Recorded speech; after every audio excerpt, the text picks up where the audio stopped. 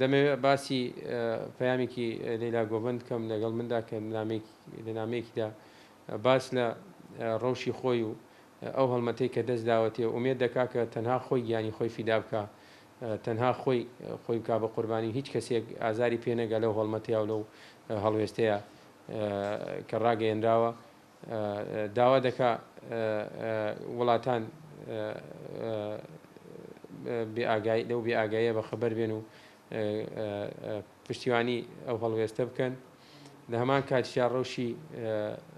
خۆی لە ماڵەوە کە هەمیشە هێزە ئەمنیەکانی دەوڵەتی تورک ماڵی پێش دەرگا و کۆڵان و کوچەی ئەو گەڕەکەیان هەموو دەورە داوە بۆ ئەوەی دەنگی ئەو نەگاتە دنیا، بۆ ئەوەی هیچ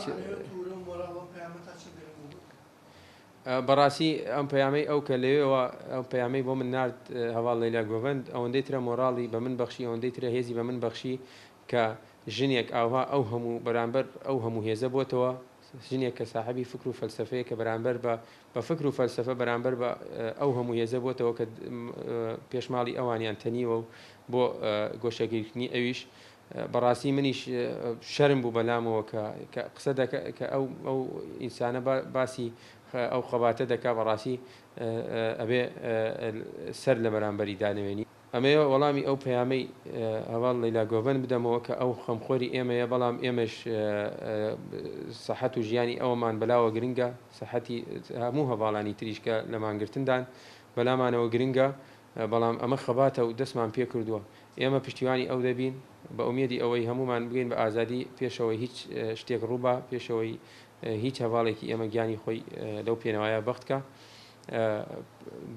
پەیامی من بۆ ئەوەیە کە خۆڕاگر بێ، کە هەمیشە خۆڕاوەکو پێشتر هەمیشە خۆڕاگر برەوە پێشەنگی ئێمە بووە،